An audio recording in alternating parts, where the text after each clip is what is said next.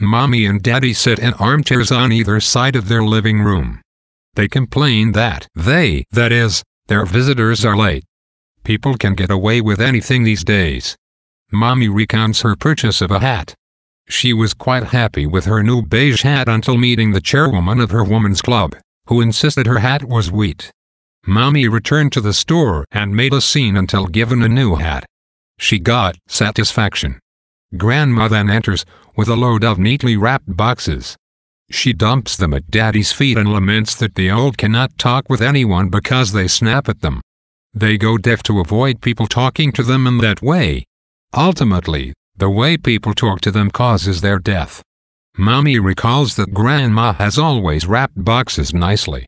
When she was a child and poor, Grandma used to wrap her a lunchbox every day for school, and Mommy would never have the heart to rip into it.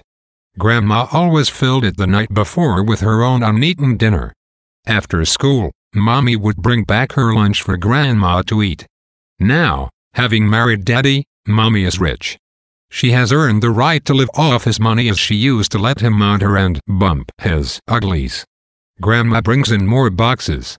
She calls Mommy a tramp. Even when she was a girl, she schemed to marry a rich man. The doorbell rings.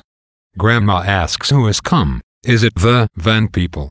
The bell rings again, and Daddy wrings his hands in doubt perhaps they should reconsider. Mommy insists that he made up his mind. At her prompting, he opens the door. What a masculine daddy. Isn't he a masculine daddy? Mommy jeers. Mrs. Barker now enters. Daddy invites Mrs. Barker to sit. Mommy offers her a cigarette, a drink, and the opportunity to cross her legs. Being a professional woman, Mrs. Barker opts for the latter. Mommy invites her to remove her dress. She readily follows. Mrs. Barker asks if they can assume Mommy and Daddy have invited them over the boxes. Silenced throughout the conversation, Grandma finally says her piece. The boxes have nothing to do with Mrs. Barker's visit. Mommy threatens to have Grandma taken away. The apartment has become overcrowded with her boxes.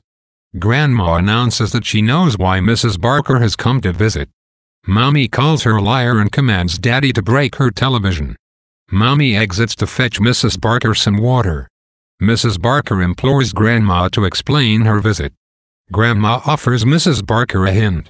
About 20 years ago, a man very much like Daddy and a woman very much like Mommy lived in an apartment very much like theirs with an old woman very much like Grandma. They contacted an organization very much like the nearby Bye-Bye Adoption Service and an adoption agent very much like Mrs. Barker, purchasing a bumble of joy.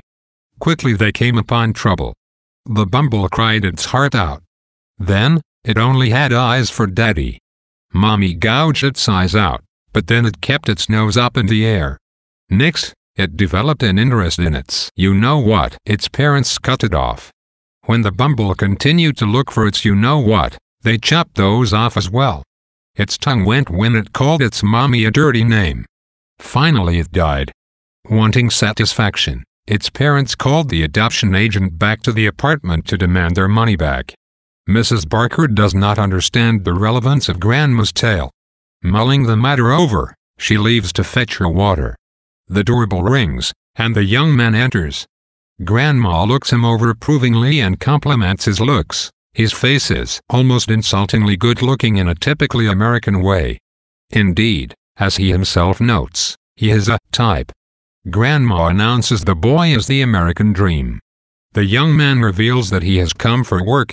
He will do anything for money. Grandma reveals that she has put some money away herself.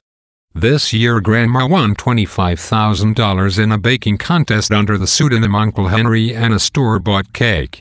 She dubbed the recipe Uncle Henry's Day-Old Cake. Grandma asks why he says he would do anything for money. The young man replies that as someone who is incomplete, he must compensate. His mother died at his birth. He never knew his father. However, though without parents, the man was not alone in his womb, having an identical twin from whom he was separated from in their youth. In the passing years, he suffered countless losses. He lost his eyes and the ability to see with pity and affection. An agony in his groin left him unable to love anyone with his body. He has been left without feeling. "Oh, my child," murmurs Grandma in pity. She suspects the young man is the solution of Mommy and Daddy's dilemma. Mrs. Barker emerges and Grandma announces the young man as the van man.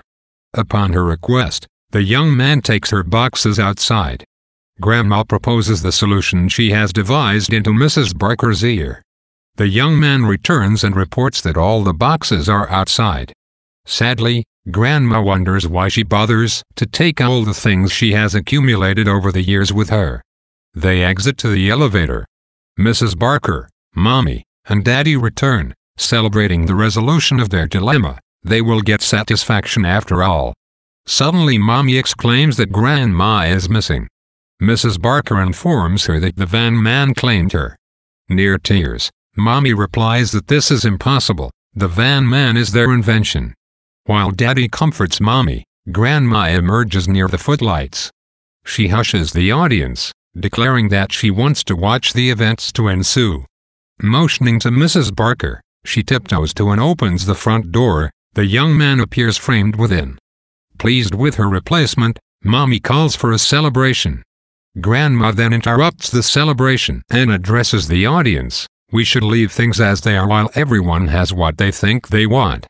She bids the audience good night.